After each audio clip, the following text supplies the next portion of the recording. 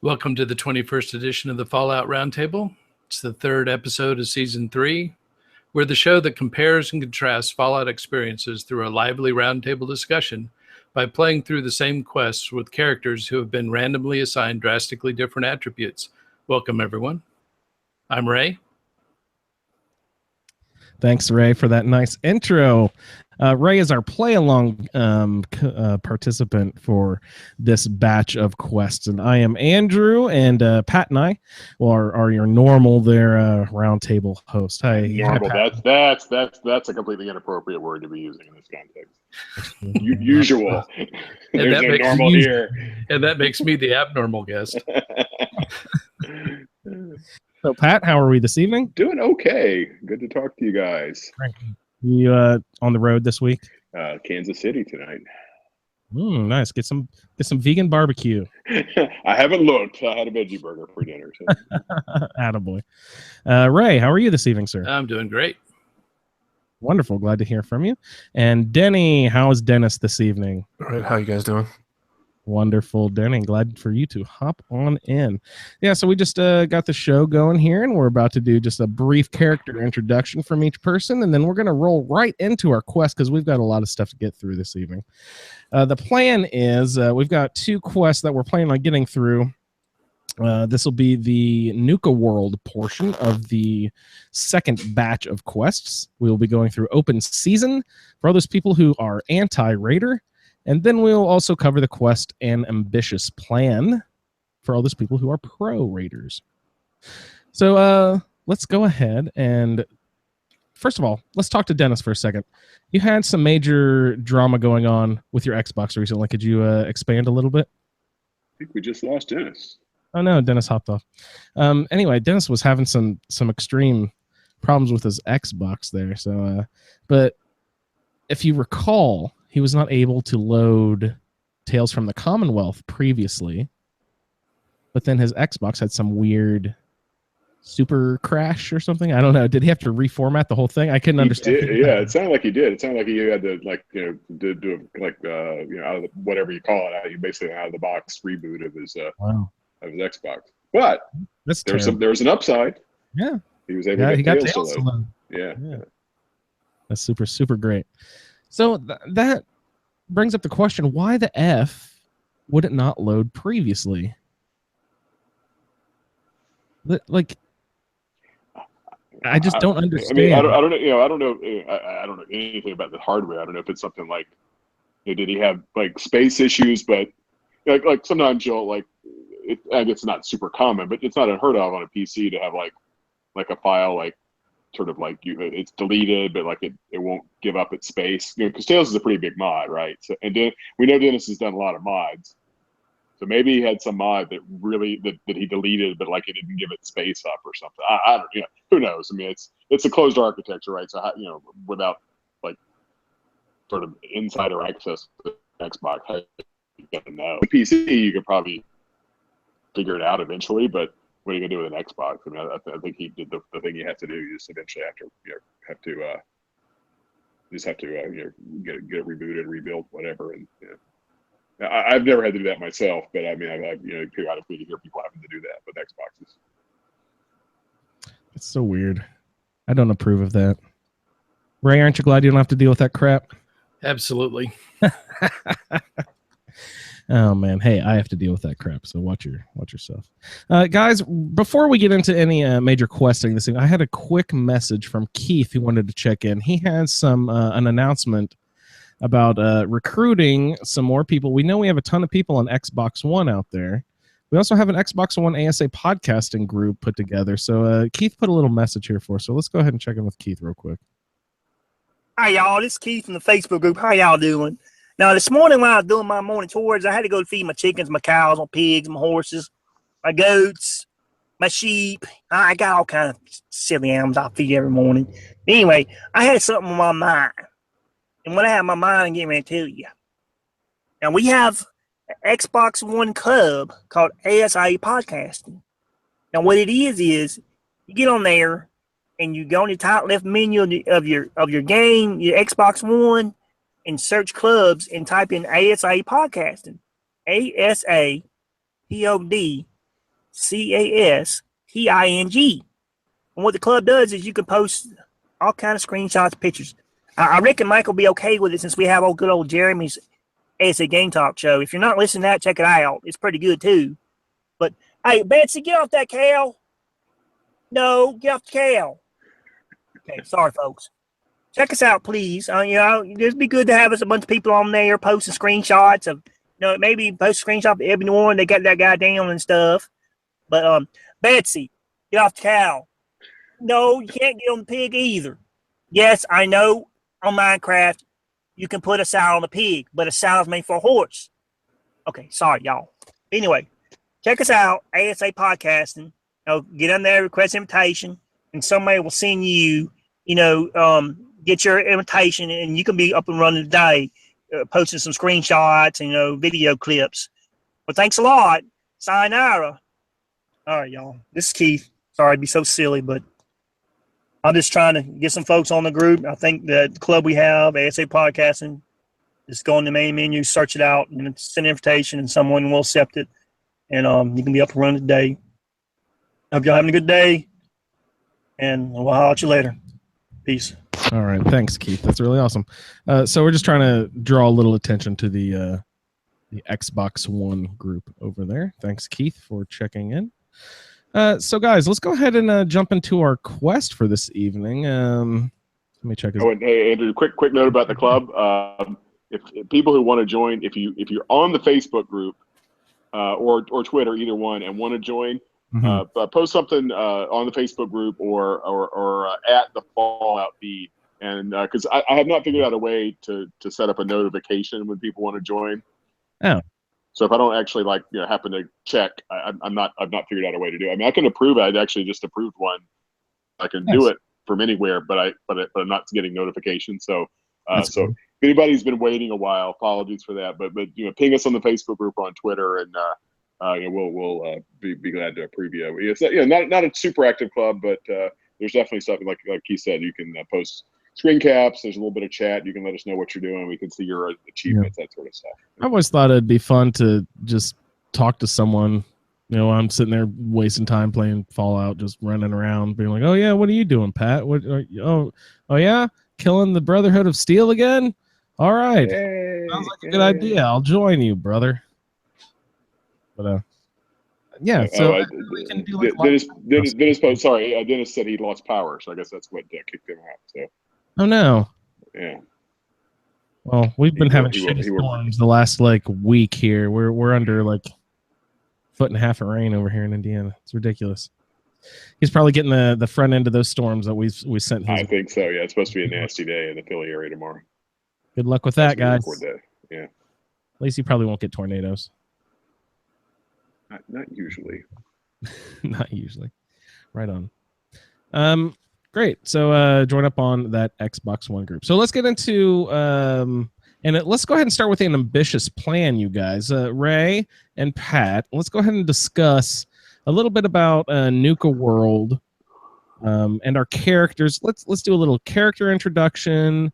Let's discuss our first impressions of Nuka World as you step out and the doors open, what you see, and your first impressions of Nuka World, the whole feel of the place in general in comparison to other worlds in the Fallout 4 game. You know what I mean? So, yeah. Pat, let's check in with your character. What was your name and your assignments, real quick? Yeah. So through everything, but just sort of a basic. So actually, I don't think we got to code because our schedule's been so messed up, and I missed a couple of. I don't think I'd sort of explain sort of where I started with my character. Okay, great. So I rolled a female, and I did go through her attributes and everything, so I won't repeat all those. But my initial thing was, because I did Kingsport Lighthouse, and I was actually initially going to do this concept where I was going to play a ghoul character, because there are some mods that let you play as a ghoul, and play her as the actual lighthouse keeper of Kingsport Lighthouse, who somehow got ghoulified and was going back to take over her old job. But then what happened is I was actually playing around with the ghoul. I forget the name of the ghoul mod. It worked. I mean, I could play as a ghoul, but a couple things. One is that you couldn't use power armor. I guess maybe it had something to do with the ghoul Skin or something. Yeah, whatever, the ghoul skin or texture or whatever the hell it's called when it's and so I realized that was going to be a problem, because there are definitely times when I pop into power armor, like usually like going to the glowing sea. I mean, you can put on a rad suit, but it sucks unless you have ballistic weave on it. Which exactly right. That's right. Yeah, so I usually use power armor for that. Every now and then I'll use power armor for like a particularly tough fight, or sometimes I'll use it if I want to carry a lot of junk, because you could carry a whole hell of shit in power armor. Yeah. And I was also noticing that the mod, I was about probably 10 levels in or so, and the mod was giving me hell with frame rates. It's like, I just didn't think it was going to be stable enough to get through an entire 30 or 40 or 50 level playthrough. So I actually restarted. And oh, by the way, my character's name was Elsa. I named her Elsa Manchester after Elsa Lanchester, the actress who played the Bride of Frankenstein. I thought that'd be kind of fun for a ghoul character. And then when I went to non-ghoul, I just stuck with the same name. So Elsa is my character. And I used one of the alternate start mods. And so the conceit is she's the alternate starts, like everybody knows, you typically you play as a synth. And that's the conceit, that you're a synth, and sometimes you can have implanted memories, or you can just be a synth or whatever. And I'm sort of playing her like a rogue synth, somewhat like the synth that you go pick up in Libertalia, where the synth just kind of sort of has this sort of like fugue state where he's thinks he's a pirate, or he thinks he's a raider or whatever. And so I'm playing her as just kind of a little bit sort of not all there, and a little bit random. So in that way, I sometimes I'll be sarcastic with my answer. Sometimes I'll be helpful. Sometimes I'll do the bitchy answer. Different things according to sort of what the mood strikes me, or what might be particularly funny for a particular conversation. So I'm also, and in some cases I'm just being kind of like outright murdery. Like I just figure I forget what faction. It wasn't a fact. There was some settlement where I basically just like walked in and murdered everybody just because I felt like it. And I figure, okay, she's going to be kind of random. So, and part of that was knowing I had to sort of work towards being a raider character, which I don't typically. I didn't do that last time I did Nuka World. So, all that's kind of a long way of saying I'm playing her just sort of a little bit randomly. Her role play is that she's kind of not all there, and it is kind of unpredictable. Do you ever play evil characters? Yeah. So like in Fallout, so in 3 and New Vegas, there is a specific explicit karma system, where you're good, neutral, or evil. And I typically, like in both Fallout 3 and New Vegas, each of those, like I did at least one playthrough. Like in New Vegas, to me at least, like the quote unquote evil character, user. And you do a lot of the Legion quests are pretty nasty, and I think it's debatable, right? Is it evil to be a drug runner, or whatever? That's a debatable thing. But so in New Vegas, although fundamentally though, I think you have the same problem. It's worse in Fallout 4, but it's hard to advance the storyline without being kind of quote unquote helpful, right? Like all the Radiant quests, there's some version of being helpful. Now, in one case, maybe for the Institute, helpful means like you're imprisoning synths and doing nasty shit, but slaughtering living. Yeah, but the other 3 factions, like quote unquote being helpful, is you're basically good, right? So it's hard to not be good to a degree. So, but yeah, I mean, I definitely, in terms of like a role play or whatever, I will role play like quote unquote evil, although it's harder to do just because there's a lot of the stuff is sort of fundamentally nice. Yeah, no, I get that. Yeah, that's been a big challenge for me because my character is a bad guy. Yeah.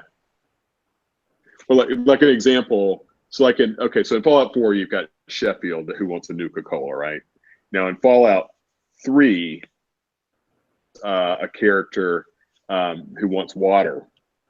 And you can, that's actually a way, like if you need to get your karma up, you can just like give him water, and that gets your karma up. But you can also like you can also sort of not give him water. And there's different things you can do. I forget that there's a way to get bad karma from him specifically, but there are a few things like that. There are things you can do to get specifically good karma, things you can do to get specifically bad karma.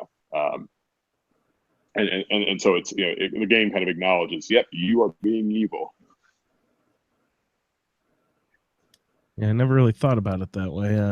Yeah, they didn't write a raider faction into the base game, so there's not really a play evil all the way through the game and still save your kid. Yeah. You know what I mean?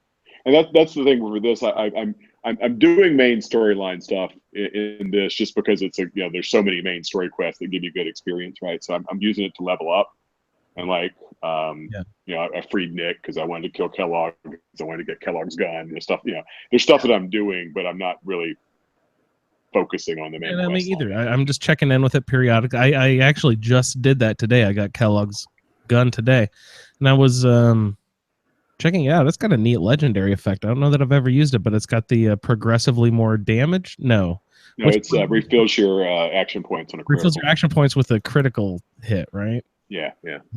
I would find that useful. Yeah. You also need one that refills your crit meter faster.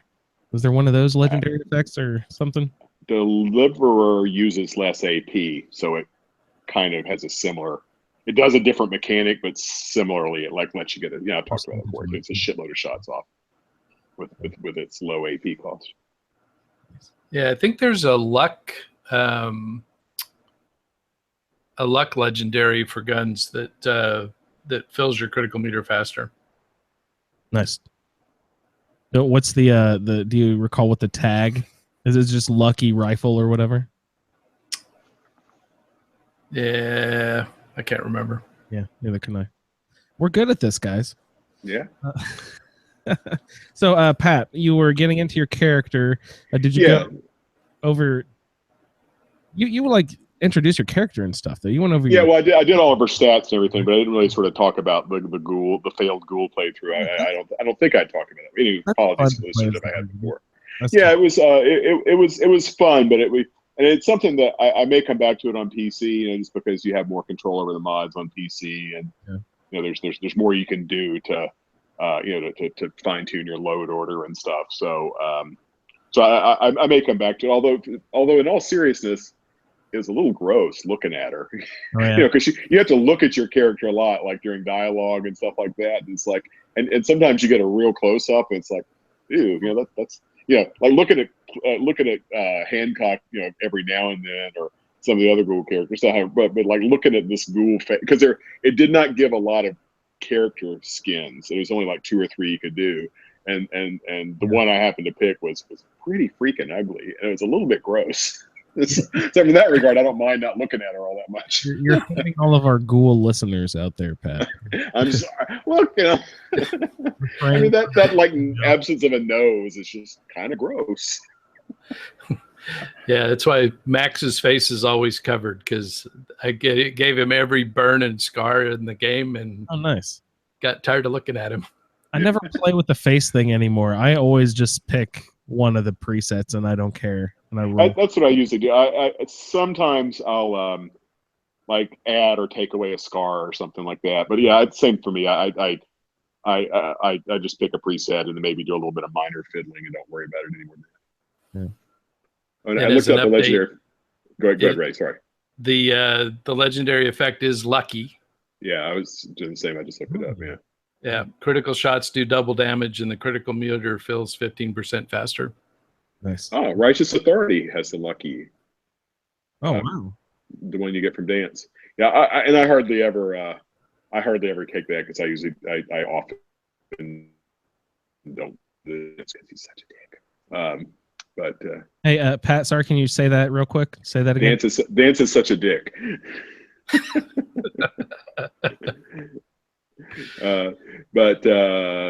Lucky, and it was funny. I actually have 2. There's the instigating effect that Old Faithful has that you buy from Arturo in Diamond City, and I like that laser, because that's I've really come to appreciate Gunslinger with this character, and actually that was the best find out of my stupid diplomat from Roundtable 2 was he had the gunslinger perk, and actually I've really come to love it a lot. And explain gunslinger. So gunslinger is non-automatic pistols. So it helps deliver. It helps Kellogg's gun. It helps. Now remember, for laser weapons, you can go back and forth between pistol and rifle with the same gun. I was going to say, do they count laser pistols? Yes, they do. That's right. So gunslinger is any non-automatic pistol, including the laser. So if you put the I forget the exact name, but it's basically a focusing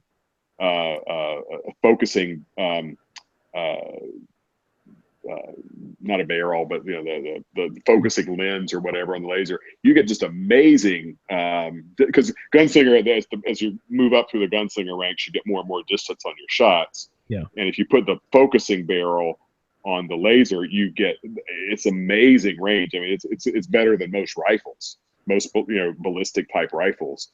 So the range you can get on is just incredible. So I use that. That's my long range weapon, and it's really good at sniping because that instigating effect is the one that does double damage if the target's at full hit points. So it's really, really good for sniping.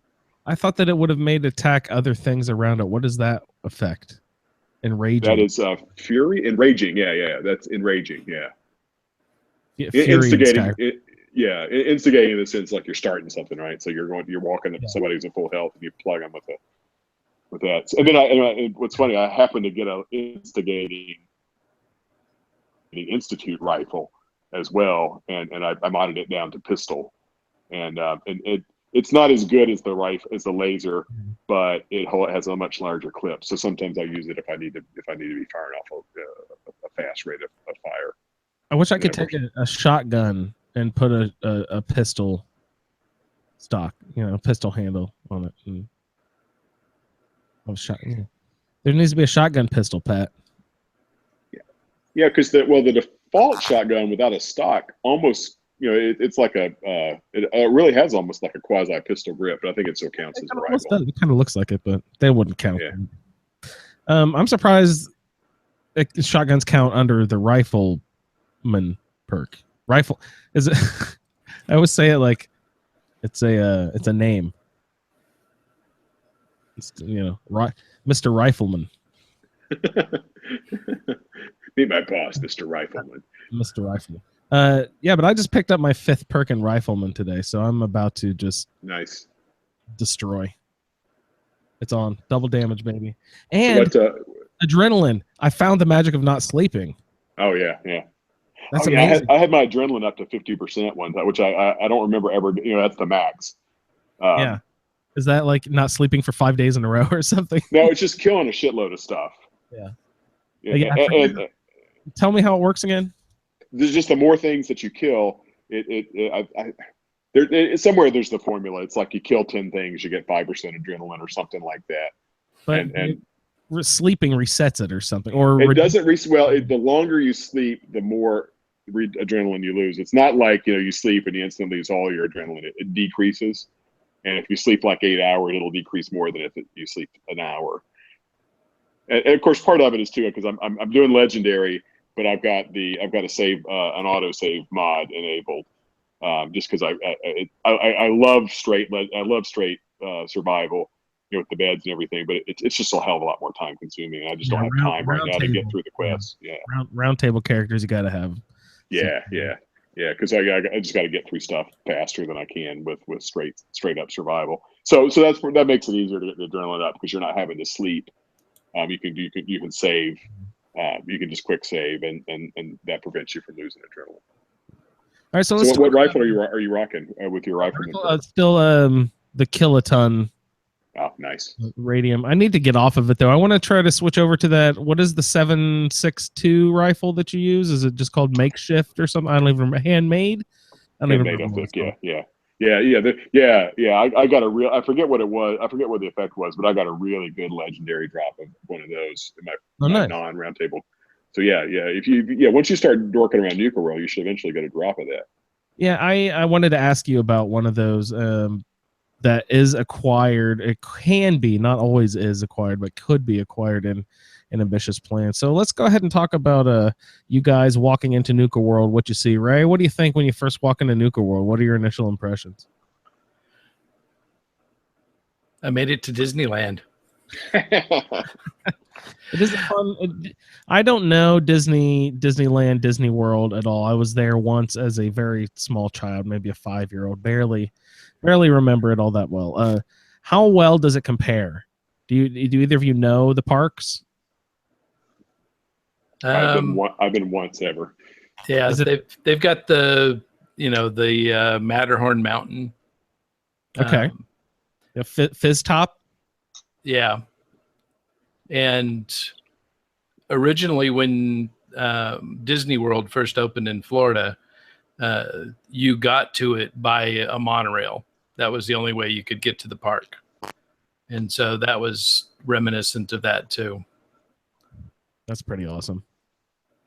And the different parks is very, there's a Safari Land and whatever, the World of Nuka-Cola or whatever. So that's reminiscent of how those parks are. Are there 5 parks in Disney? I have no idea. Yeah, I can't remember. I've also heard. Have to ask Michael. Yeah, exactly. I've also heard that Nuka World can also represent New York and the 5 boroughs. I've heard that, but I've never seen it explain. I don't know. I mean, if 5, right? It's not exactly an uncommon number. I think it's just happens. 5 is so random, Pat. Yeah, nothing ever happens in 5s. But now, as part of that, I mean, is there any sort of like particular correlation that makes that make sense, or is it just because there's 5? Well, I don't know. I'm sure there's some stupid, ignorant people out there who say like, "Oh, the Bronx is obviously the jungle one," whatever, like, yeah. Who's that? God, I don't even remember his name. Who's the Oh, the guy, the caveman guy you meet. Yeah, I can't even remember his name. I haven't played it yet, so I've of course forgotten it since the last time I did Nuka World. I haven't done it yet either, but I'm excited to get into all these different places. Victor and I were sort of chatting earlier, and he's like, "Oh man, you did open season already? Like, you should have waited why did you put that so early in the schedule?" And I said, "Well, that's the only reason I put it so early in the schedule. That's because that's where it was listed in like the Nukapedia, schedule, their listing of quests." So he said, you could do all that stuff and then just do all that, go back and do open season later. And spoiler alert, open season, you basically just go and kill everyone. But so we'll get into an ambitious plan here. Pat, did you have any initial impressions of the park just as you walk in? No, yeah, it was definitely made a nice first impression in terms of being like a pretty nifty space, and it felt because it's kind of open air. Like you go to Far Harbor, right, and it's all this sort of closed in, foggy stuff, and it's got lots of trees and hills, and you can't really get a clean impression of Far Harbor. Nuka World is exactly the opposite, right? It's very wide open spaces. It's I don't remember. Certainly the first the first time I went in, it was completely clear, right? So you could see Fizz Top Mountain, you can see other stuff off in the distance. You get that little guided tour from the interminable monorail ride into the park. So so it was definitely an impressive, impressive area. You hate that ride, Pat. Oh, I do. It's just, oh God, it's so brutal. And if you're doing, and it was even worse because doing straight survival, you can't fast travel, so you completely can't skip it. Now, if you're doing, I have fast travel enabled in my survival playthrough. I'm not doing any other cheats or anything, but I do have fast travel and auto save enabled, so I can skip the monorail now. But I think it's a neat area, and then you start running around and visiting some of the outlying areas like the Hubologist and all this other stuff, and it's I think it's pretty well realized. I think the story is maybe kind of weak. Oh, go interact with a bunch of raiders and either side with them or it's not great, but I thought the setting was good. The new stuff they added was good. That the handmade rifle, all that stuff is nice. I don't even think that the raiders are the main part. I mean, I know that they are, but I like the each section of the park basically has their own set of bad guys. Yeah. I think that's more interesting than the raider stuff. And of course, through all the terminals and everything, you hear all the backstories of all the employees who used to be in the park, and there's some pretty funny stuff. Yeah. Pretty good stuff on some of these terminals. But I thought the side quests, actually, I don't remember if we even do we have the Nuka World glasses side quest? Is that it? Do we even have that on the list, or not? No, I don't think so. Yeah, I think there's couldn't get everything in there, but for people who haven't done it, that quest I think is a lot of fun. Meeting what's her name, the chick from Fallout 3 who shows up here with the Nuka World, with the Nuka Cola fetish. I didn't know there was a connection there. Yeah, the girl who gives you the quest, who in the special glasses, who's looking for Cappy, is in Fallout 3. That's amazing. Yeah. Nice. Yeah. Great.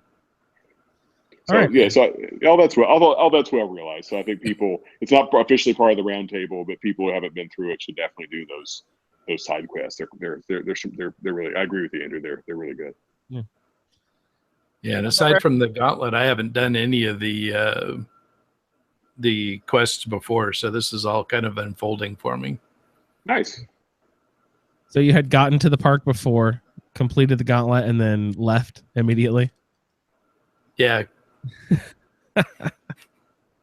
I went in, got the throat slicer, and left. Oh, throat slicer. That's a good one. Yeah. You're a Melee fan. Yep. It's nice. It's a good one. What's the perk on throat slicer? Remind me again. A huge amount of damage, plus the 25% bleeding. Percent bleeding. Yeah. Wow. It's like Pigman's Blade, but with more base damage. I think it is fast, right? Isn't it fast just like Pigman's Blade is? Yeah. And I went from Pikmin's Blade with the perks that I've got so far was like 67, and Throat Slicer was like 280. Yeah, it's ridiculous. Oh my goodness. Yeah, that's a very sharp blade. Very sharp. All right, so ambitious plan. Ray and Pat, let's go ahead and discuss an ambitious plan. Starts with speaking to Porter Gage, I believe. Who is this Porter Gage fella? Well, he's kind of he's kind of a power behind the throne kind of guy. I think as you kind of learn this in the conversations, if you talk about Porter with some of the other Raiders and all, he sounded like he basically sort of helped put Coulter in. So Coulter's the guy you kill, right, in the gauntlet, at the end of the gauntlet. And as you talk, nobody liked him. They said, oh, he was fine at first, but he wasn't a good boss because he wasn't aggressive enough. He was just happy to sit down and hunker down in Nuka World. And Gage is apparently like sort of a Mr. Fix-It. He helped him build his armor. He kind of helped keep him in power. He doesn't want power himself, but he likes being the guy who's the guy behind the guy sort of thing. The Dick Cheney. yeah, if you will, yeah. So Gage explains his, the whole plan. It's like, yeah, you're the boss now. You're the overboss. Sorry, you're now the overboss, and it's your job to show the other gangs who's boss, and be the new Raider leader. And so you got to go talk to these other three guys, and you have to talk to the operators, the disciples, and the pack. What do we know about these people? So Nisha from the Disciples likes violence, and so if you threaten her, you pass the test and get her support. Nice. And then Mags from the Operators, they're all about the money. So as long as you promise that everybody's going to make a lot of money, they support you. You should have to make it rain or something. Yeah. And then Mason with the pack, the pack values strength. So you assert dominance over him, pass a few speech checks with them, intimidating. And if you pass the last one, the second red test, you get the problem solver, which is one of those handmade rifles. Yeah, that's from Mason, right? Yeah. Yeah, I won't be able to get that because I killed him. Yeah. But I was the problem solver. I looked it up. It has the Furious. Okay, this is the one that has the Furious perk, which is increased damage with each consecutive hit. So like, I don't know how much percentage it increased by, but it'd be like, this shot does 50 and this shot does 60, then 70, and each time you like connect. So that's those stacking damage, those are very useful, and I really like using those. I've taken, I don't even remember the perk in the perception tree that does concentrated fire. Yeah, I've taken that recently, and oh my goodness, that is really fun. I enjoy that a lot. Yeah, so I sold the gun. How much is it valuable? Not really. No. I always think the economics of the game is a little weird. I always end up with just a bunch of caps, and unless you go buy those Mantis whatever, yeah, you're usually pretty cool with caps. You know what I mean? Yeah. There's nothing like in Fallout New Vegas. There's the implants, and Fallout 3. There's like you're buying your home in Megaton and tricking it out. There's other than home plate, which is only 2,000 caps. There's not like a big thing to buy other than those legendary armors and weapons that you can buy from the fixed merchant. Yeah. But yeah, that problem solver gun, that's the one that uses like the 7.62 ammo, and I was looking it up. It has a 75 round clip. Is that normal for that kind of rifle? You can get 75 shots off in a clip. That's amazing. Yeah. I really want to use that. I've never used that kind of rifle before. I always just bring over, my 45, my old trusty 45, old Bess. Yeah, whatever that radium rifle. Kiloton. There you go. Yeah. Love that one. So you can get that problem solver from Mason if you. I think it's the sarcastic. I think I saw it. Saw that on the wiki that if you use the sarcastic response, I don't know. It's the just follow the hard speech checks, right? Right. And then you return to Porter Gage, guys, and gives you 400 XP base depending on your intelligence. And he'll become your follower. Oh, nice! It becomes your companion. Yep. Give you any like gold? I mean, not gold. Sorry, any caps or anything?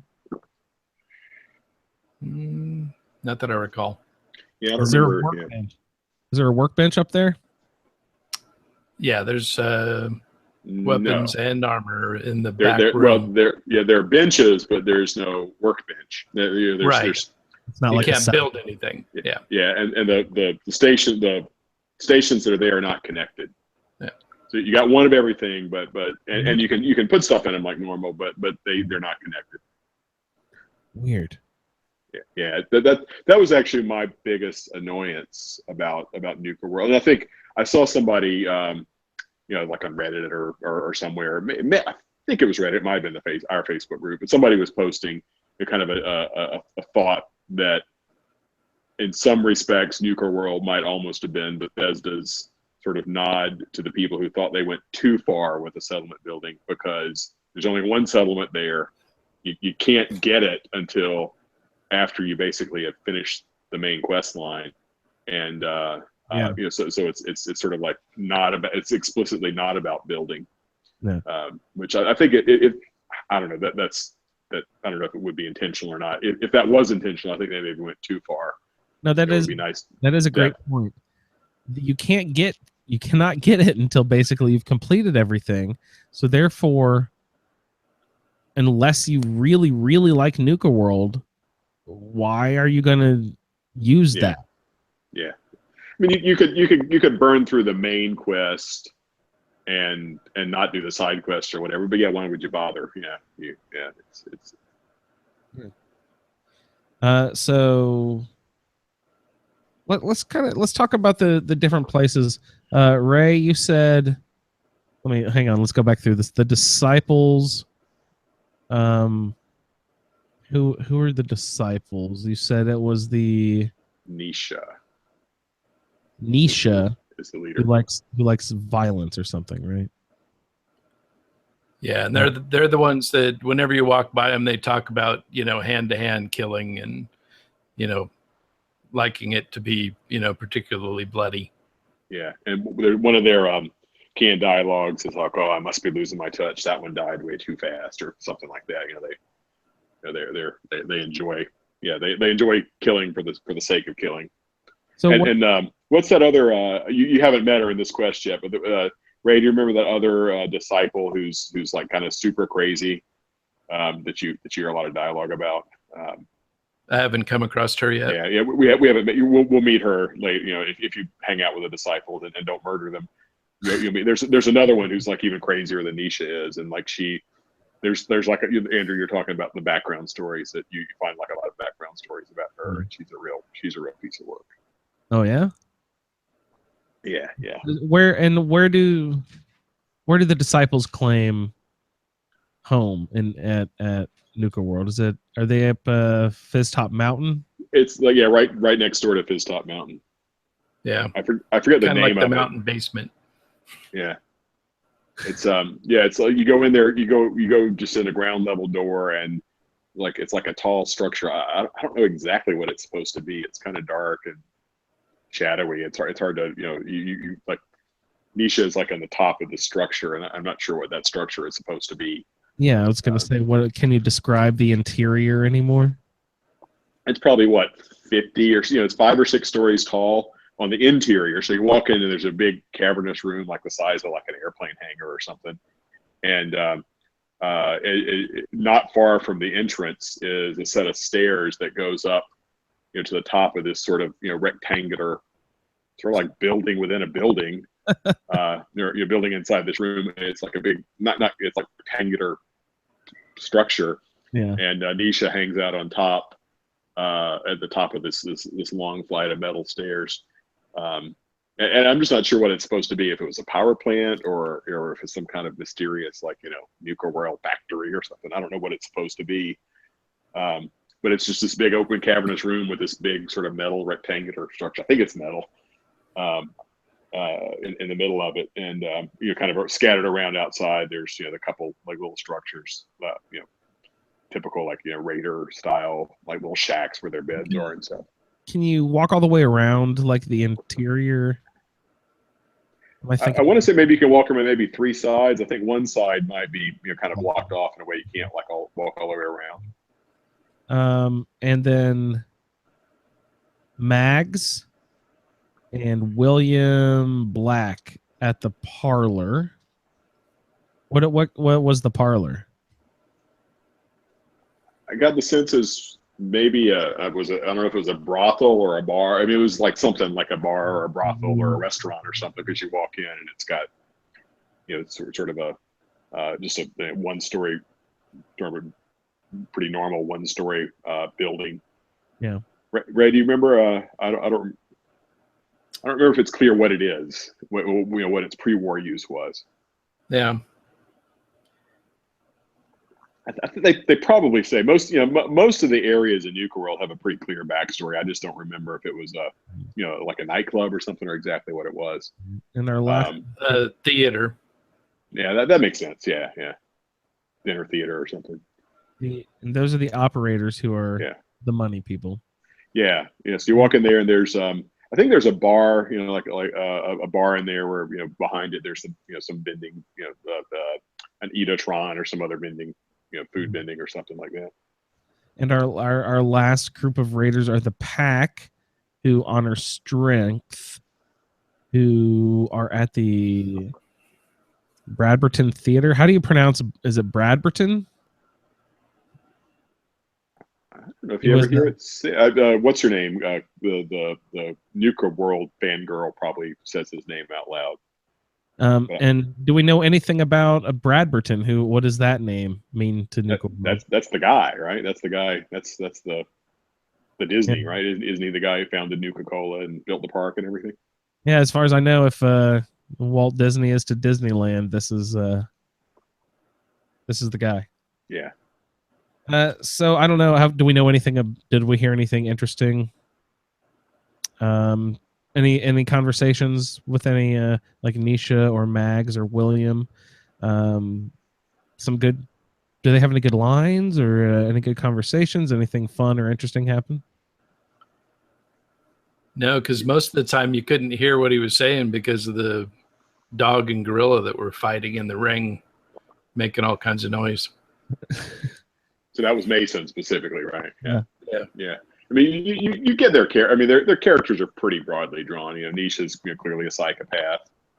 You know, Mason's kind of I don't know how to think of his archetype, but he's just sort of a bully, maybe. These guys who enjoys exerting authority and power over the people, and William and Mags are. Hey, Ray, can you describe the PAX area, what it looks like inside the Bradberton Theater? Well, when you walk in, the first thing you notice is this looks like a cage fighting ring, and there's seats all the way around it on three sides. And when you walk in, there's all these PAC members cheering on this fight. For me, it was a gorilla and a dog. And so I don't think a gorilla would just destroy a dog, but well, this gorilla just kind of stood in the corner and groaned a lot while the dog bit him. So he didn't fight back very much. Oh, poor gorilla. Yeah. I unlocked the cage when I went in there because I was fighting everybody anyway. It was great. The gorilla has like a special name. Is it just called Pack Gorilla or something? I'd like to somehow arrange a fight between the Pack Gorilla and the Institute Synth Gorilla. Maybe I could do that with what was that? I haven't ever done it, but you could form like the competitions between different. Oh, the arena. The arena, yeah. Where you trap stuff in the cages and have you done that, Ray? Have you hosted fights and watched people fight stuff and all that? No, that required too much settlement building. There's a lot of building involved in that, I thought. Yeah. Yeah, because you got to build their little state. I messed around there for like an hour because there's actually an achievement for that. Oh, is there? And there's achievement. The first time you have two settlers fight or two, I don't know if it's whatever. The first time you stage a fight with that arena, you get an achievement. And I messed around. I just couldn't get it to work right because if you set the two settlers like hostile to each other, if they see each other, they'll start fighting, and if they just randomly start fighting, you don't get the achievement. You have to like put them in the arena and put them on their little red and their blue stands. It was kind of irritating. Yeah. So I'm with Ray on that one. It was too much effort. So I know there wasn't much combat for you guys here. It's just a lot of talking and threatening and flashing your cash. Yeah. But was there any way that your roundtable roles affected how you played these quests? This quest specifically. What did your role affect at all any of these? No, I mean I started out with Charisma 3, but because I wanted to get local leader, I had invested some points plus the bobblehead, so I had fairly good charisma, so I didn't have any problems passing the charisma checks. Yeah, and I forgot to my trick with this character. He's got 5 charisma, think, is to take great mentats. So like when I went to Diamond, like when I went to Diamond City, in Diamond City, there's like 3 or 4 different fetch quests you can get from Solomon and Mo and the painter guy. And each of those you can pass 3 charisma checks and get more money and get more experience mentats before I go to Diamond City and just run around and pick up all those quests from people.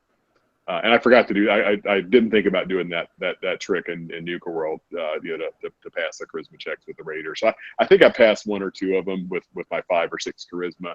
I think I'm at 5 naturally, and then maybe a plus charisma. The fashionable glasses or something, or the black. I think I'm using the black ram glasses right now. Oh man, so much apparel talk we need to get into. Yeah, because I used the gray suit, the Trilby hat, and the black sunglasses. So that bumped me up 4. So I was 10 charisma. And okay, are you guys rewarded when you convince these Raider guys to be chill? Do they give you anything? Do you get do they say, "Oh, here's a pack mask. Here's a disciple's hat. Here's..." No, it was just problem solver, right? Yeah. That's the only thing. Okay. No, they all it's exactly typical Fallout 4 because you're the boss and you're going to them to like exert dominance, and then the last thing they tell you is all 3 of them say, "Oh, and by the way, if you want to do any jobs for us, come see me." Yeah. So they got their Radiant quest, which here it's another thing where like you're the boss, but you're fetching and stepping for these idiot raiders.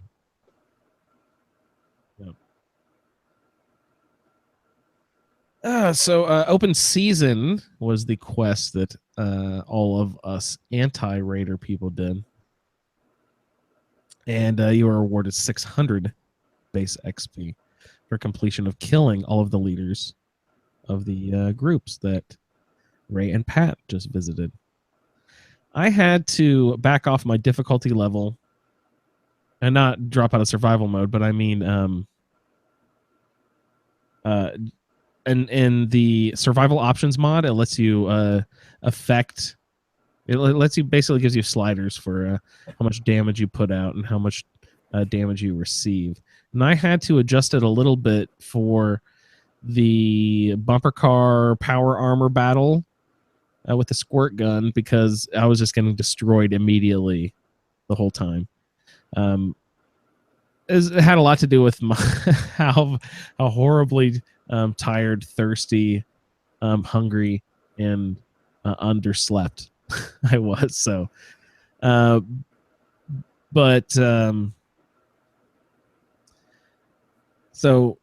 shit, I forgot what I was saying.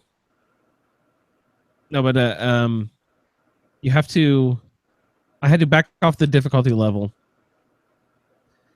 which is also I had to do this as well because once you get in there and you start killing all the bosses, then there's like 15 raiders all sitting around them, ready to spring on your ass. And on survival mode, you take 2 or 3 shots and you're dead. So it would have been. I don't know. I'm sure people can do it, and I'm sure it's been done. And I'm impressed with your ability. Anyone out there who did that, but that is not me, and I was not able to do that. So I also had to back off how much damage I was receiving and how much damage I was putting out. I had to bump that up a little bit just so I could get out of there. And I still barely made it out alive. It's ridiculous how tough it was to do this quest. And then I was thinking, oh, maybe I should have done it after I had done all these other quests and then come back and done it, kill all those people like everyone's saying we should have done. I did not do it that way. So suggestion out there to anyone, if you're going to do open season, wait until you've done all the other Raider stuff and then go back and kill them all just because they deserve it. Right. Yeah. It depends on how hard you're RPing, right? If you're anti-Raider and you're RPing that hard, maybe you do want to do it first. But with non-roundtable, sidebar here, but with my non-roundtable character that I did Nuka World with, I did all the Raider stuff because I RP'd that character pretty pretty consistently. My feeling was like, okay, I'll do all this like crap within the park for the raiders because all you're doing is killing ghouls and robots and all that. You're not really hurting the Commonwealth. But as soon as they said, "Oh, go out and take over the Commonwealth and destroy all these settlements that you've been building up for for months and months and months," that was when I said, "No, screw you guys, I'm going to kill you." But like if you're playing hardcore anti-raider, to do it first. Susan's pretty anti-raider. She doesn't like raiders at all. There you go. So, did you have trouble? Now, did you go like out into the park and kill all the raiders that are out in the various park areas as well, or did you just kill the ones that are in sort of the Nuka town? Well, you have to. Once you leave, all the raiders in all the park are they swarm. Yeah. They're in. Okay, yeah. Is that when I with a different character? I also try. Is there any way the game will let you just the 4 leaders and kind of get away with it, and it won't let you as soon as you attack any one of them, like you said, every raider in the park, including Porter, will towards you. Yeah, well, that was the first thing I did. Was I went up and I shot Porter in the face a couple times, and then open season basically sparked. You can start it a couple different ways. You can talk to someone named Mackenzie Bridgman, or Preston will actually give you this quest as well. But you can kill all these people in any order. But you got to do not Preston. You don't want to kill him. Well, some people do. You got to get Porter Cage, then you got to get Nisha and Mags and William. And Mason. Yeah, so after you kill all those people, you get lots of cool stuff. My favorite being the pack helmets. I love the pack helmets. The elephant is super heavy, but it looks fucking cool. I've got Preston in is it caribou or moose or deer? I don't even know what it is, but it's got like those huge antlers coming off with sort of like a welding helmet face shield coming down. Oh, it's the thing nightmares are made of. It's beautiful. I've just found there's like a deer face or something, antelope. I don't even know, but that one is really cool too. Oh, I love them. But something I did not find earlier, which I'm not sure if it's part of the base game or added by a mod, necklaces and shawls. You guys run into that's a mod, I think. Yeah, I haven't seen those. Yeah. Well, I've got a pack necklace that adds. There's one that adds agility and perception, and then there's one that adds charisma and luck, maybe? I'm not even sure. But those are fun. That must be from Unified Clothing Overhaul or something. I don't even know. I don't even know what would add that. Oh, so. Yeah, I have something from Eleonora. I have the Armor Smith Extended and that AWRK, whatever that stands for, that you and then something from Eleonora. Yeah. And I don't think I have those. So it sounds like you've got a different mod. Yeah. Okay. Well, now once you get done killing all those guys, you can go back to the market and free all the slave vendors, right? Yeah. I went and had the conversation, I believe, and I haven't checked back in with them. Do they do anything? I haven't. Wait, should I just wait and find out? Maybe I should go back and check in and see what they're doing. Because I made a point of not going into that market because I know that there is a star core there, and I'd just be too tempted to take it, and I don't want to grab any star cores yet. I want to try to collect them sort of like against my checklist. You know what I mean? Yeah. I haven't experienced star cores yet. Oh my God, Ray. Andrew, are you going to be au naturel and do it without cheats, or are you gonna use one of the walkthroughs for the star core? I'm gonna have to use a walkthrough, right? Come on. I was at 37 of them. Whatever the number is, I got roughly 25 or something without any cheats, which is enough to get the quest, but not enough to get the XO1. I had to go back and use a walkthrough to get them all. So are they as annoying to find as the Baron Zaya stones? They're exactly the same except for more concentrated. It's just that they're in. No, they're so much less annoying than the Baron Zaya stones. You can get all the star cores in like an hour.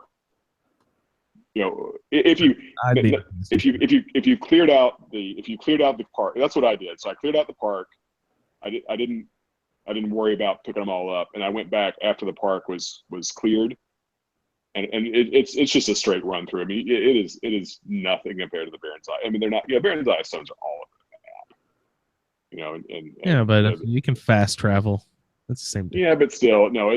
There is a lot. You know, like the star cores are in about 5 areas. I mean, there's a couple, like you said. There's a couple that are kind of off in weird places.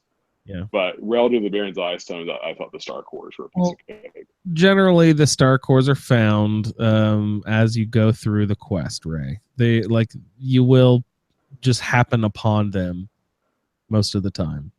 Just be nosy. You know what I mean? Poke your head in every place you can. What's your lock picking skill like, Ray? It's one of my perks, so I think I'm. Okay, well, it might not be a bad idea just to make sure you have some decent lock. Yeah, right now I've got Locksmith 2. Okay, that's probably, what is that, advanced? Or expert. Expert, yeah. Expert, yeah.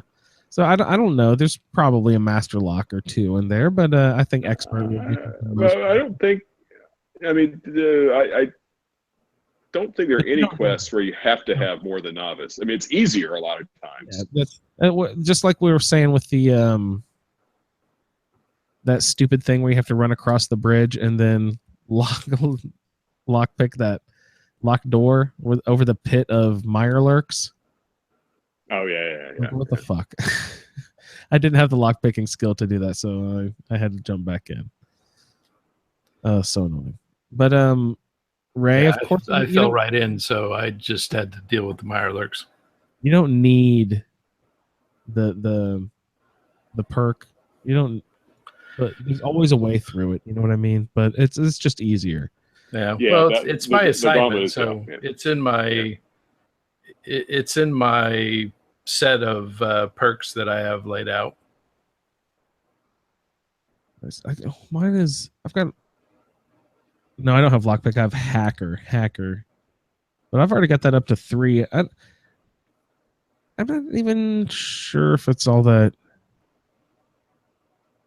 useful. Have I made any use of it yet over in Nuka World? I'm not even sure. So guys, we've got an ambitious plan in open season. Keith, we checked in with the Xbox One Club. Would you guys be interested in hearing any King of the Bunker Hill? I think that would be great. Oh, nice. Awesome. So King of the Bunker Hill is our trivia quiz show challenge.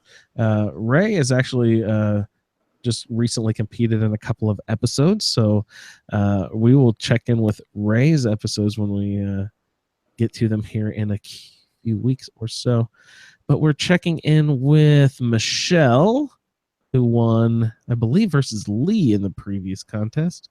And Michelle is going up against challenger Nate. So let's see if we got our audio queued up here. And do you guys want to answer? Should I pause it before the answer just to see if you guys want to chime in? Oh man, it was hard enough when you actually play it. I can't imagine trying to. Let's give it a shot. I'm gonna trust you. Just get out a pen and paper and write them down, and we'll go back over your answers after. How about that? All right. Good. I'll trust you guys to be honest. I got my eye on you, Pat. Yeah. Live from Vault 97, it's the King of the Bunker Hill Quiz Show Challenge. It's the show where contestants compete to come back week after week to see who can collect the most Funko Mystery Minifigures. Brought to you by the Fallout Feed and ASA Podcasting. And now, your host, Susan.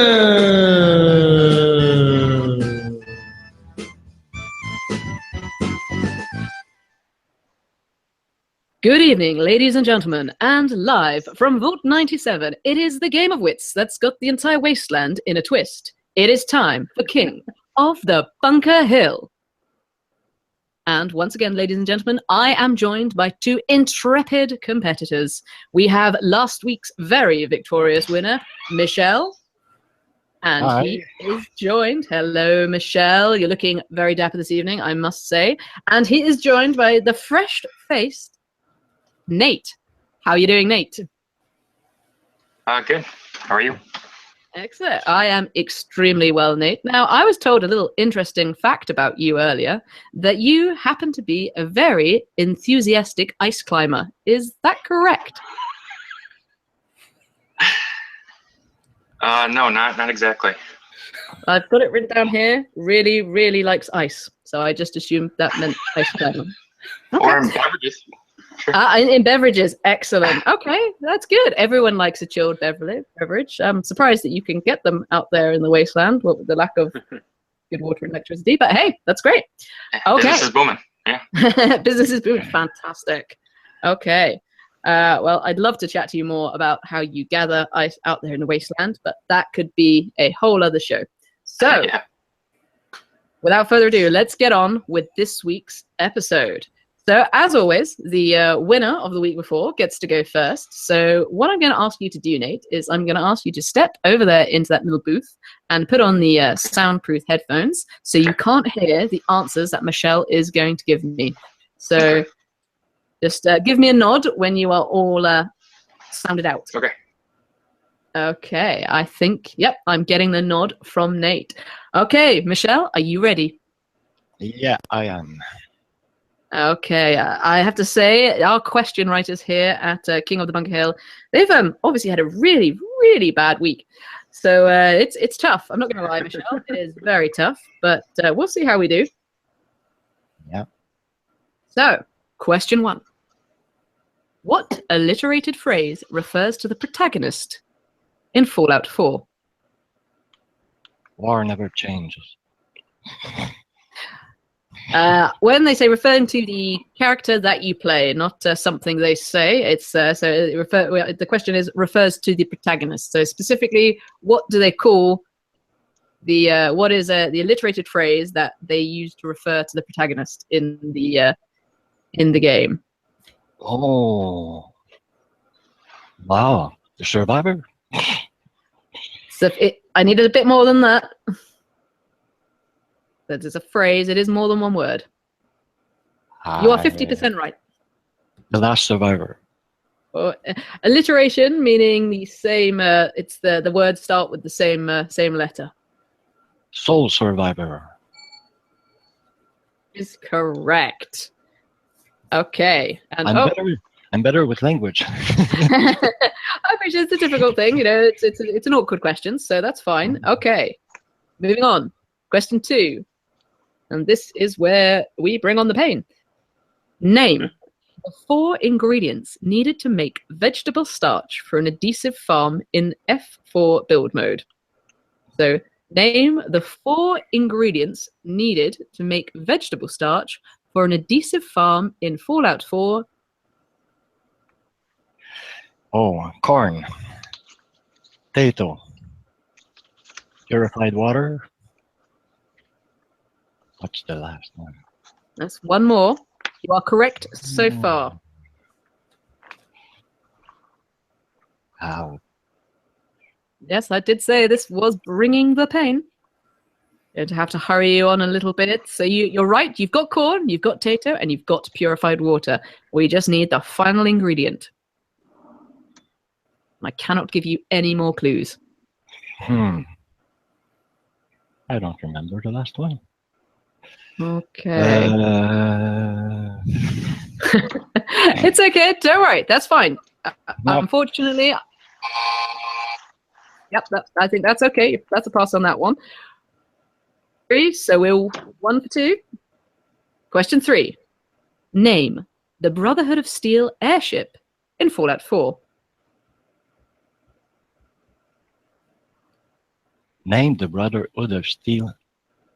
The airship, the very, very large airship. The Pridwin. That is correct. Okay, it's 2 out of 3. Moving on. Question 4. Name the unique 10mm gun in Fallout 4 acquired from Deacon and the RR. The Deliverer. That is correct. Okay, we are 3 out of 4 at this stage. Question 5. Name the family whose daughter flees to the synth refuge. Oh. The Kimano. Camino. I think that's close enough. I think that's close enough. So that is correct. Okay, you've got 4 out of 5. And the question you got wrong, the 4 ingredients needed to make vegetable starch for an adhesive farm in Fallout 4 build mode are corn, mute fruit, potato, and purified water. So yes, you were missing mute fruit, I'm afraid. I should have known. That's okay, but hey, 4 out of 4 is an absolutely stonking score. So you will now bring Nate back, and we'll see how he does. So let's get Nate back into the studio. I think he's just adjusting himself a little bit there. Okay. Okay, I'm back. Hey, welcome back to the studio, Nate. Okay, once again, I can't tell you how Michelle did, but let's get on with this. Are you ready? Are you all in the zone? I'm ready. I'm gonna be. Okay, excellent. I hope the Rocky theme tune is pumping through your head as we speak. Right, question 1. What alliterated phrase refers to the protagonist in Fallout 4? So another way of wording that question would be, what name do people sometimes refer to the protagonist in Fallout 4? The lone survivor. Is that your final answer? Have a think about that one. It's alliterated. Alliterated means that both letters have the same letter to be. Both words have the same letter to begin with. Wasteland Wanderer. Final answer? Yeah. Would you like to give it another go? Okay. Unfortunately, that's incorrect. It's Soul Survivor. Oh. Okay. Okay. Never mind. It's okay. Let's get on to question 2. This is a tough one. Name the 4 ingredients needed to make vegetable starch for an adhesive farm in Fallout 4 build mode. Oh my gosh. Yep, there is pain aplenty here. I've done it tons of times, but I haven't done it in a while. It's okay, just take yourself back. Get back in the zone. Imagine you're there building stuff. Oh man. There's no way I'm gonna get all. It's all right. Let's see how many you can get. Just throw some things out there. Tarberry, razor wheat.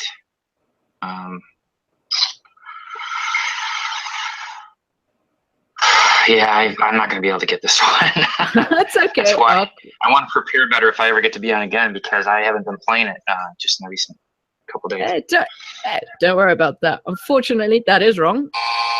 The answer is, don't worry, I wouldn't have got this. It is corn, mute fruit, potato, and purified water. No way, really? I don't know. Yeah, wow. Okay. That is a. I've done it so many times.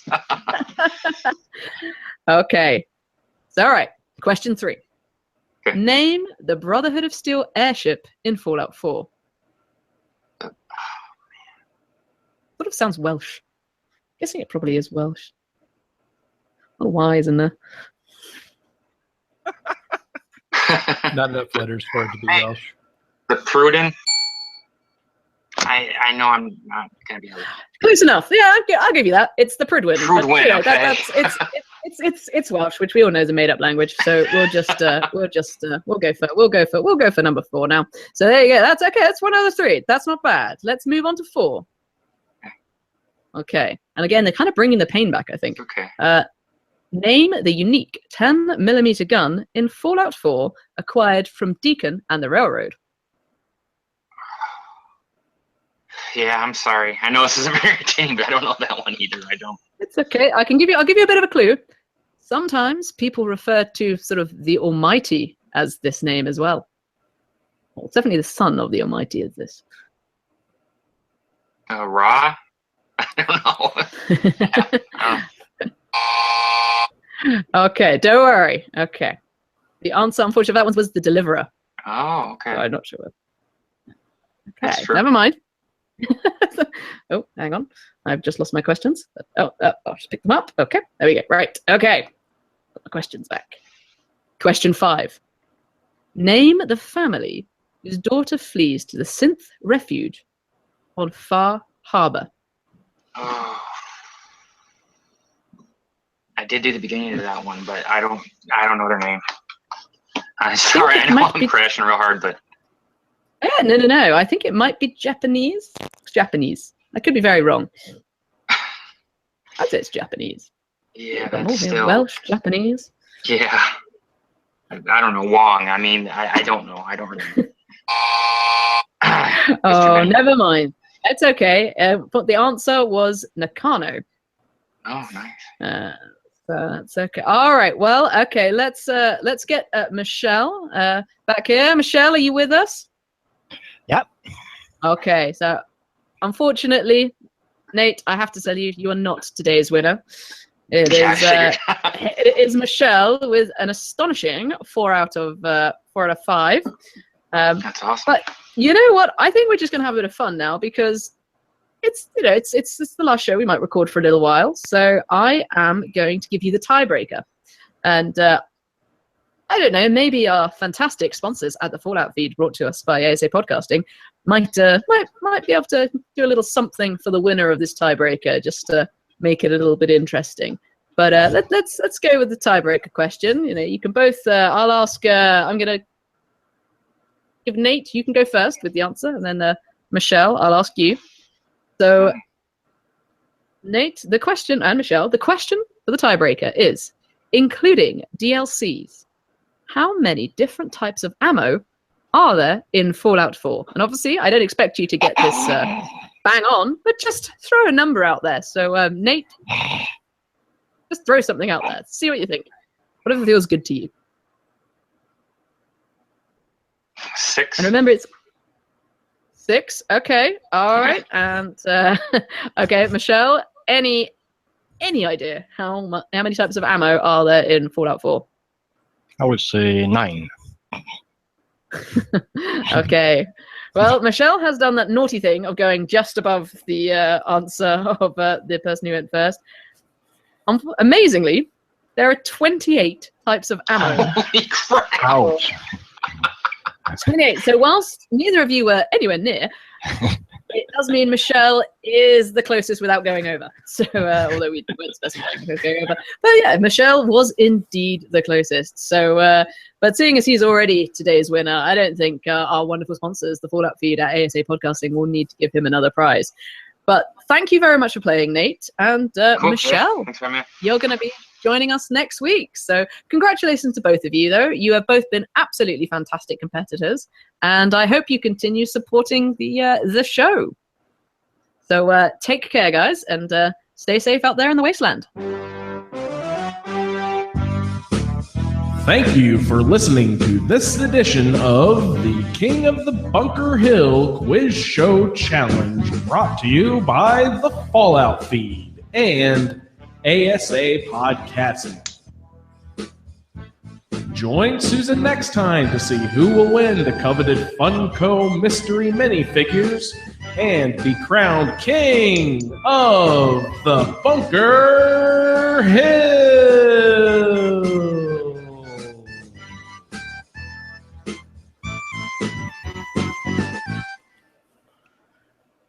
Nice. Thank you. See ya. Take care. Thank you. Great. All right, Pat. Protagonist. Soul Survivor. Wanders out. Right. Ba, ba, ba, ba, ba. That's all I could think of was the song. Yeah. What song? The intro song to the show. Oh, You know. Oh, that song. Yeah. What? Yeah. What show? Yeah. Okay. Great. Vegetable starch recipe. Do you guys know that? Yeah, I got that corn, one. purified water. Mostly because of Pat. Yeah. Pat preaches that. I recognize that one. The Pridwin. Breadwin, yeah. Yep. Deliverer. Daily, Yep. yeah. And the Kano family. Nakano, yeah. Ray. In Nakano. Yeah, well, I wrote down Kasumi. Oh yeah. Yeah, that was the synth lady or girl. Bonus. What'd you guys guess? 12. I guess 18. Oh, Pat was closest out of anyone. I first wrote down 16. I said no, it's more than that, but I didn't go nearly high enough. I just because you got to count. You got to count. Mini nukes. It's just there's just a lot of shit when you start. Cannonballs. Yeah. And now, okay. And when you bring the junk jet into consideration, I think you have to discount that one. Yeah. Because that is not on the ammo tab. That's that is true. I think if it is on the ammo tab, then therefore.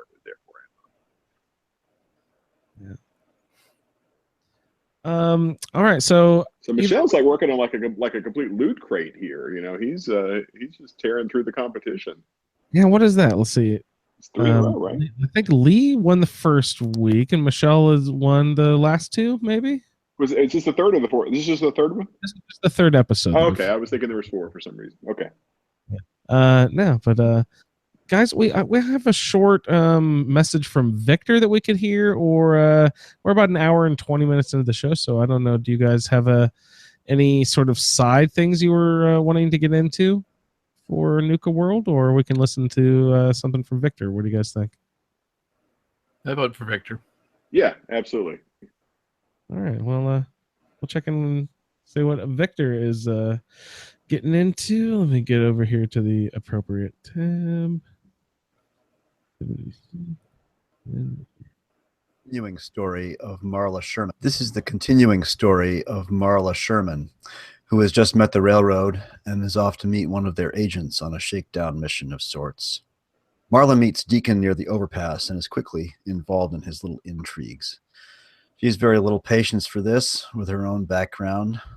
Her experience with wannabe spies and secret agents has always been negative. This is why she worked alone, she thinks. Dog is a far more congenial companion. However, Deacon is, if nothing else, earnest. He's clearly committed to his cause. And during the fight at the former railroad HQ, Marla begins to realize just how committed the members of the railroad are. Many of them died here. In this hostile and alien world, she thinks it feels right to have a cause that helps the survivors of the horrors her former employers helped bring to the world. She returns with Deacon and formally joins the railroad. During the days that follow, her job becomes ever more complex and dangerous. There are missions to rescue synths and secure safe houses, missions to place transceivers on rooftops, and more.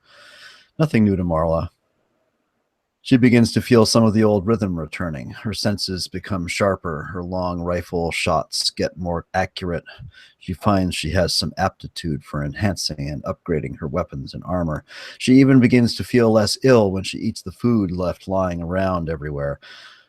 Dog is a constant and loyal companion, and there is no need for anyone else. Marla's life before the war had little room for friends or lovers, and nothing much has changed. Hello, everyone. This is Victor from the Facebook group. Marla is now at level 26 and approaching her ability to enter the Raiders' Nuka world, but she has business to take care of before that. I just thought I'd talk a little bit about Other parts of the role that influenced her, I didn't really mention these the last update. So in the role, after her stats, she rolled dog meat as a follower. That's pretty clear from what I've said already. Spectacle Island is to be her home of choice, I guess. The Railroad was rolled as a faction. The Operators are supposed to be her raider faction. And as a lover, she rolled none, which is kind of perfect and really did help kind of flesh out and create the character of Marla. So her current stats, etc., at level 26 are still 5 at strength, and she's now at armorer 2 and blacksmith of 1. I'm not really fond of the blacksmith perk, but I will level it up more as we go along. That's the one that I rolled. At perception, she is level 8 still. She's now taken 2 levels of rifleman along with her sniper level of 1. The second level of sniper is kind of, I don't know. It seems kind of useless to me just to, knock down your target, whatever. The third level is better, however, so it's worth going through. Endurance, she's still at 2 with lead belly of 1. Charisma is 6 now. I felt that it would be best for Marla to take the local leader perk, so I leveled up charisma. I also took Black Widow 1, and Lone Wanderer is still at 1. Intelligence still at 4, but now she's taken first level of medic, along with the second level of gun nut, and she's at level 3 of hacker, which was her rolled perk. And Pat, I gotta say, man, you're right. It gets better as you go higher up in hacker, and I'm actually getting, I won't say good at it, but I'm getting better at figuring out the puzzles. So I'm actually having fun with it. So, thank you for kind of indirectly pushing me, or actually directly pushing me into just getting off my ass and getting down with hacker. Agility is still level 4, gunslinger of 3, which was her rolled perk, and I took the first level of sneak. And luck is still at 4, and I am now Marla is now at the second level of bloody mess, which really is one of my favorite sort of fun perks. And so that's where we're at. So let's just continue a little bit with her story. The Red Rocket Station makes a wonderful base for Marla. Poor Sheffield is there, grateful, stalwart, hardworking, and several others have appeared. They're likely synths who heard of Marla and are looking for a place to live. On one of her return trips, the memory of the man in the balcony intrudes on her reveries, and Marla enters the museum to help. The fight is good. That automatic .45 rifle she bought from Cricket really saved the day when the Deathclaw attacked. Marla wasn't wearing the power armor.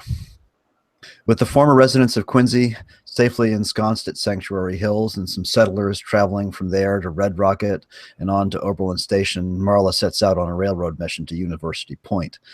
On the way, a radio signal from much further south attracts her attention because it calls for Vault-Tech assistance. Her pre-war involvement gives her at least a sense of responsibility to investigate. Another tough fight, and some assistance given to the overseer. Perhaps Vault 88 will prove to be a worthwhile fortress someday, but for now, there are more important things to do. For Marla, University Point is a turning point. The story of the young girl who reminds her of herself and makes her miss her sister, finding what looks like Jack, who is the young girl, Jack's corpse, the realization that the Institute represents everything that was wrong with Marla's past life, the specter of the man who came to town and killed everyone for nothing but dubious pieces of information, all the fights with raiders and the senseless slaughter. Killing the synths and clearing the place becomes a massacre as her anger and pain and sense of loss gel into a single purpose: end the Institute and free the Commonwealth from raiders. On one of the terminals, she reads about the Poseidon oil rig. No doubt, those who sheltered there while the rest of humanity suffered are behind this. And that's the end of this update for Marla Sherman, and I hope you enjoyed listening to that. I'm having a lot of fun with this, even though it's not on PC, it's on Xbox but that's okay. Woo! I can live with it. So anyway, thanks, folks. Thanks for listening. And again, thanks to Andrew and everybody else on the Fallout Feed crew.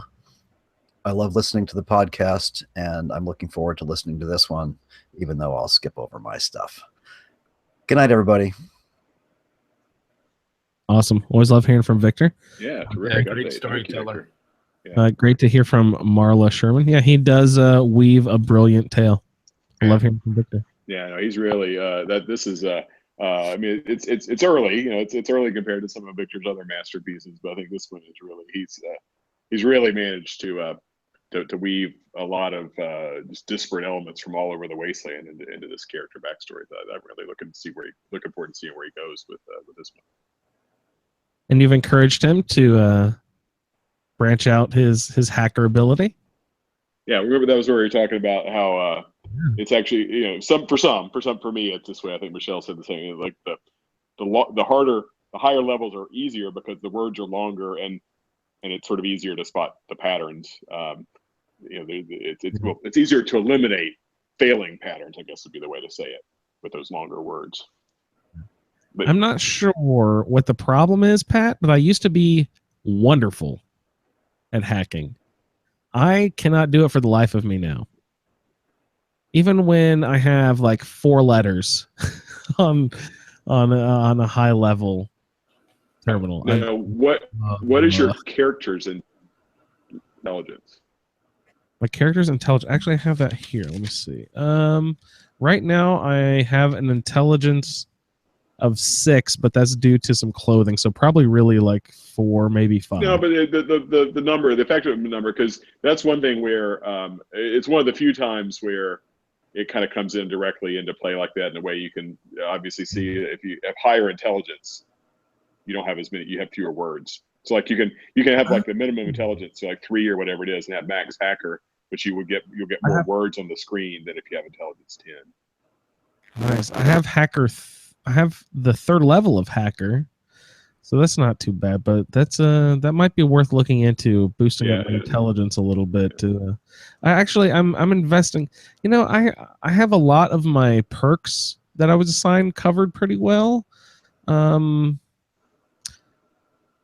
I've been trying to dump my extras into perception and agility. I find to be the most useful in battle usually. So I've been trying to do perception and agility. Because I use a lot of VATs. But my luck is 3. I don't know. But I have lots of clothing with boosters on it here. I've got my perception is up to 15 with my clothing and stuff. I have as a practical matter, that is hardly doing you anything better than 10. So if you have other clothing choices that boost something else, you're not going to give up. You're not going to lose much taking your perception down to 10 or something. I didn't even notice it was that high. I was just writing down my stats for the show today. I was like, oh, geez, 15. Well, no, let's see. Well rested gives you agility, I think, is higher. I don't know if there's any like temporary effect that boosts perception. I mean, clothes definitely, and certain drugs. Yeah. You're not taking Mentats, are you? And Pat, I sat down and I really just hammered at home, and I got the outfit switcher figured out. Oh, yay! You love it. It's really nice. I like that. Ready to use the outfit. Yeah, it's handy. Yeah. Beautiful. What sort of outfit builds do you use? I have my armor, my charisma, and my intelligence. Yeah, that's what I do too. Yeah. If I'm really being like super anal about it, I'll switch the intelligence gear right before I turn in a quest to get that. Yeah, that's. I was gonna say.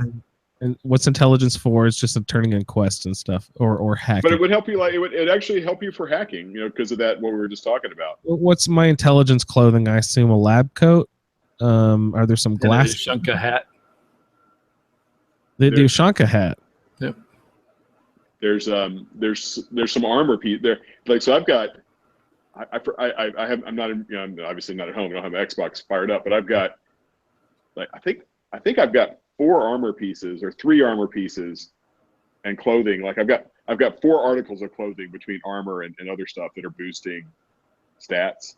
So I'm picking up like 8 to different stats from those different clothes. So there's a lot of choices. Yeah. like the what is it? The green boots, green. It's a white shirt, green pants, and combat boots or something that I think is charisma and endurance. It's like +1 to 2 different stats, which is really nice. And there's some military fatigue or whatever. So, and a few different classes and everything else. So yeah, it's really easy. Once you get it set up, the outfit switcher is really easy. I need to go back through my inventory and see if I have all 3 of those pieces. I don't know if I've run into lab coats yet. I'm trying to think where you can get. Obviously, Institute. Yeah, but I haven't been there yet. I'm not. Are you using Armor Smith Extended? Just killed Kellogg. What's that? Are you using Armor Smith Extended? I am not. I'm only using Unified Clothing. Yeah, because I don't remember, because Armor Smith, has a lot of, it's a base mod, a lot of mods built on top of. Yeah. And I forget whether it's Armor Smith or whether it's one of the add-on mods that sits on top of it. I've got a mod that I have a bench, so I can actually make clothing. I'm actually not using that in my Roundtable, but I have it on my. Let's see, is it available? I can't remember if it's available on Xbox or not. But I'm using it on PC, and it's really nice because if you want a particular article of clothing, you can just make it. Sometimes there's requirements. It depends on what it is, but that's nice. Like if you really want that set of military fatigues, or you want that Adam Cat's jacket for the 2 luck or whatever, you can just go make it. The summer shorts and faded visor combo was a nice. Nice, a classic. Yeah. That was my favorite Fallout OTR assignment. You remember that one when you had to take a picture of your character in the what was it? You had to be in the glowing sea, and in the faded visor and shorts combo or something. That was fun. Yeah. Oh, I missed that show. Yeah, that show should come back. Yeah. So Ray, do you have any closing thoughts on Nuka World for this week? No, I'm just looking forward to digging in and finding all the interesting stuff there, since I haven't seen it all. Have you ventured out at all? Have you looked into the different areas of the park, or are you just staying still until the quest? Yeah, no, I shot as soon as I finished up with the ambitious plan. I left the park so that I could go do the Tales. Oh yeah. And so I haven't been back. I've done one of the Tales quests, and I'm saving the other one until right before we go. I always forget stuff. I always remember a lot better if I play it right before we go on podcast. But speaking of that, hey Pat, did you have any closing thoughts for? No, this has been a good catch up. It's a lot of fun. Great. Walking through everything, hearing from the King of the Bunker Hill, and nice, yeah. Victor and Keith, everybody. I love all the feedback. And I'm still, by the way, I guess the one thing I do have I'm still waiting for somebody to write in or give us a voicemail and tell me why Basher should even exist as a perk. And I have nobody has met that challenge yet. So that is it. I've tried it. It's one of my assigned perks. Yeah. And I tried it a few times, and at the very beginning it worked okay. Because everything was pretty simple, but as soon as you start collecting throwables, it becomes more of a danger to you than it does a help. Yeah. So I mean, fortunately, my guys got super high strength and endurance. So if I do drop a hand grenade at my feet, it's not going to kill me. I hope that Victor chimes in on this, because he and I were having this conversation about Basher, and he was saying, I don't like that you can't remap the grenade button and Basher button to be the same, or to be different buttons, because it becomes I believe on PC there is a mod for that, I think.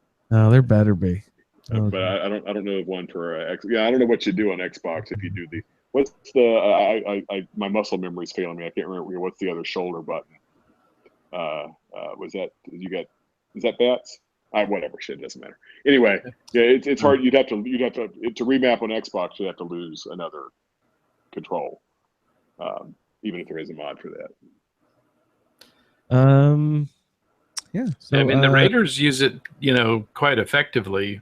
If you have one get close to you, they'll typically bash you and stagger you. But it's just too hard to do. And it usually, if I'm that close to them, I've got the Chinese sword or the Adam's Judgment, and I'm whacking them in the head. So yeah, you love that melee stuff. Oh yeah. Yeah, so if anybody can convince me that Basher's Worth probably would be Victor, but if nobody writes in by the end of the round table and explains why Basher's good, I'm going to declare victory on this one. I don't think Victor will defend Basher. All right, let's see. If Victor can't do it, then maybe it can't be done. Yeah, and I'm not particularly looking forward to Vans.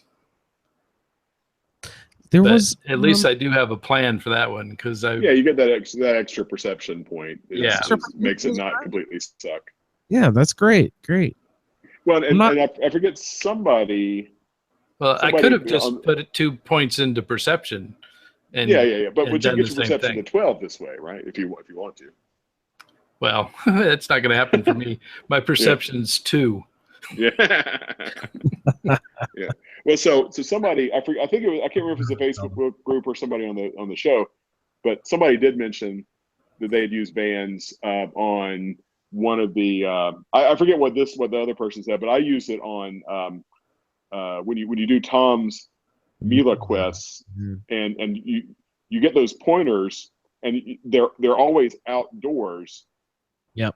So the pointers are not necessarily like actually the shortest way, because you might be standing underneath them and it'll point straight up.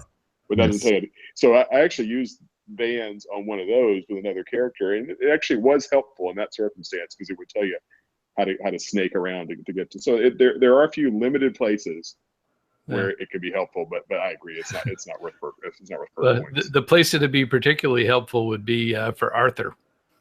Yeah. Yeah. This phenomenon, Pat, I've experienced in another video game. For Sega Genesis, Michael Jackson's Moonwalker, you get a monkey on your shoulders to tell you where to go to the end of the level. But sometimes the direction he is pointing, that's just towards the exit. That's not necessarily which stairwell you want to take out. You know what I mean? You're talking about a Michael Jackson Moonwalker video. Oh my god! Oh, that's the same exact scenario. Am I wrong? Is it Bubbles the chimp? Is it Bubbles? It's Bubbles. On that note, he's that's too funny. Proud of our Hoosier heritage, Michael Jackson. Gary, Indiana. Oh goodness! All right, Ray, thank you so much for joining us this evening. My pleasure. Been a pleasure podcasting with you this evening, being Absolutely. Our play-along participant for this batch of shows. Speaking of this batch of shows, we will continue on next show, which will be the 11th of May, probably. We will go over Radio Distress Call, but what does that that Tails quest? What is that actually called, Pat? Once it kicks off, it's not called Radio Distress Call. You listen to a Radio Distress Call, and you get the location of that cave, Belcher's Cave. Yeah. What is the quest called when it actually kicks off, though? Radio Raiders. Radio Raiders. Okay. Because when I was looking for Radio Distress, I didn't even notice at the time. So good. That was not popping up in my quest log. So, don't do what I did. Don't go in and kill them all. Oh no, that's probably not a good thing to do. Because you can. You just don't get any more quests. That's a thing you can do. Yeah. Well, that is totally a thing you can do. I've done it myself. Yeah. But then you'll kill Kyle. That's right. Yeah. What is it? Kyle is Bad X. My name is Bad X. It's like Rad X, only bad. It's like Rad X, only bad. Yeah, that's awesome. Shout out to group member Kyle.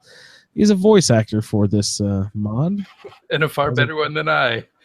Yeah, I mean, he does a really good job. But Absolutely. also we'll be checking in with the quest Like a Good Neighbor. So those are our 2 Tales of the Commonwealth quests that we'll be going over next week. If we have any more time, we will go over a few more audio feedbacks from people. We've got a couple from Jeremy that we've received. And also, Ray, you sent an audio feedback from your experiences from the first batch of quests that we still need to get into. But if you guys would like to start sending in your feedback for the Session 2 quests, that would be Open Season and Ambitious Plan, Radio Distress Call, and Like a Good Neighbor. Go ahead and start sending those into thefalloutfeed@gmail.com. Be sure to follow us at The Fallout Feed on Twitter, twitch.tv/ASA Podcasting. Anything else, Pat, that I'm forgetting? I think that's it. And if we did forget it, it's in the show notes and on the website. Yeah. Website, asapodcasting.com. There you go. Absolutely. That's something I forgot. All right. So let me get the outro queued up here. Sorry. And on that note, for Pat and Ray, Dennis was here a little bit earlier, so I'll include him too. For Dennis, I am Andrew, and I'd like to thank everyone for listening to this edition of the Fallout Roundtable, and we will see you in the Wasteland. Thank you for downloading this episode of the Fallout Feed Roundtable. If you are interested in doing a play-along character with us, the show can be contacted by emailing falloutroundtable@gmail.com. For the Roundtable schedule, our Amazon link, and all other show information, please head on over to asapodcasting.com, where you will find the Fallout Feed, a Skyrimatic podcast, our YouTube channel, the Chatterbox, as well as other content. Once again, thank you for downloading, and we'll see you in the Wasteland.